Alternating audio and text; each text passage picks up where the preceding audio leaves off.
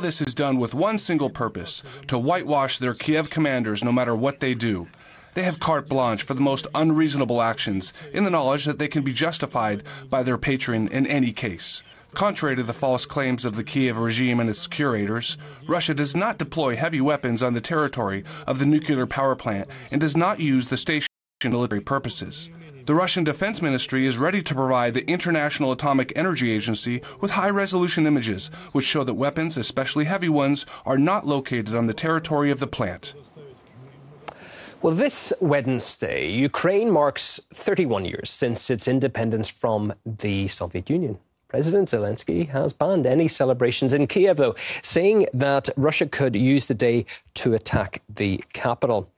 Well, former U.S. security policy analyst in the Department of Defense, Michael Maloof, says Ukraine is the one posing a threat to Russia as it violated its own independence policies.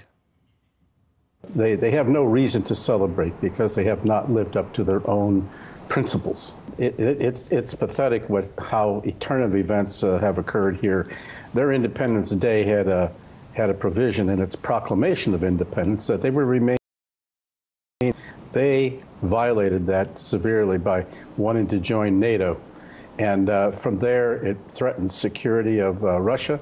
It emboldened NATO to expand further.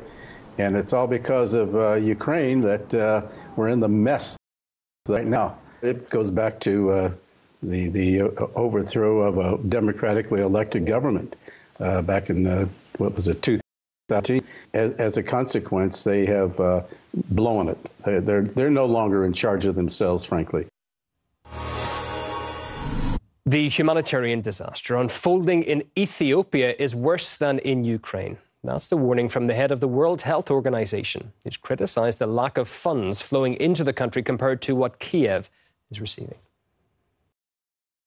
I can tell you that the humanitarian crisis in Tigray is more than Ukraine, without any exaggeration.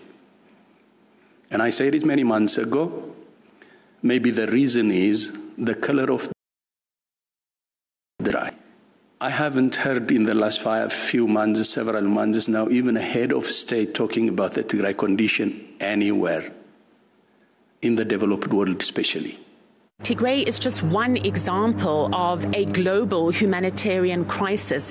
We are hearing from UN agencies as well as private groups that for this year alone, they need just under $50 billion to be able to provide for the more than 200 million vulnerable people. Now, many of these people are in the Middle East and are in Africa. And whereas the money that has been sent to Ukraine has been forthcoming, what we are witnessing is an alarming shortfall of money and aid reaching the Middle East and Africa. So, of course, the question needs to be asked, why the discrepancy? And this is a question that is pinpointed and highlighted by Martin Griffiths of the United Nations. This is the biggest funding gap we've ever seen, mostly because the number of vulnerable people who need support is increasing fast. Now, in the first 7 months of this year, the UN was able to raise only a third of the money that is needed.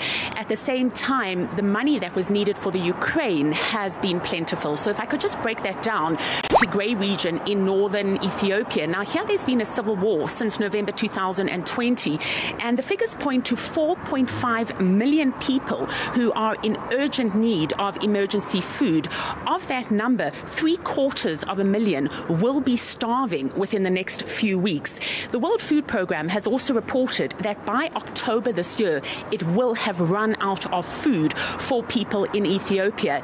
If you move across to Bangladesh, there you have your Rohingya refugees. Now, we're talking here about 1 million displaced people who all need emergency assistance. They are fully reliant on that, and any kind of decreased funding will affect shelter, will affect nutrition, will affect sanitation, with the result that many of them are embarking on dangerous boat journeys to try and reach a better future.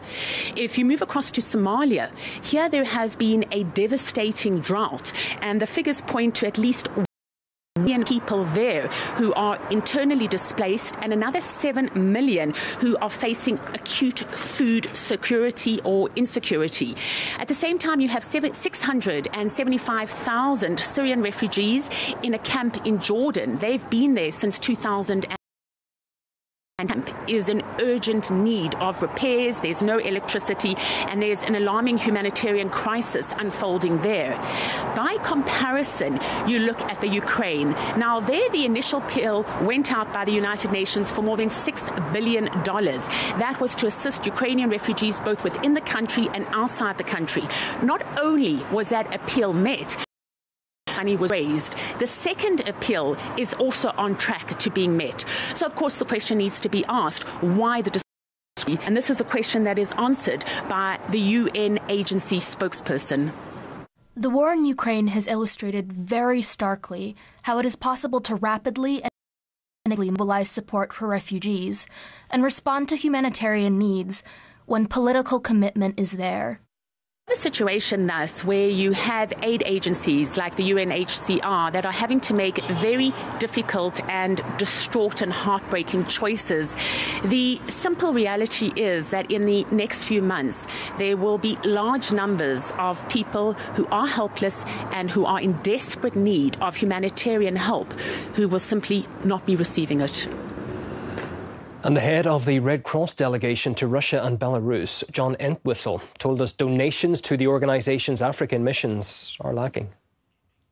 Disasters don't happen on a sequential process or timeline. And with the food crisis in Africa, we've launched additional appeals. We require additional funding support. And while the crisis there has multiple reasons. Of course, it's exacerbated by the situation in Ukraine. So for our communities, with our national societies and with our partners to address a multitude of needs across the globe.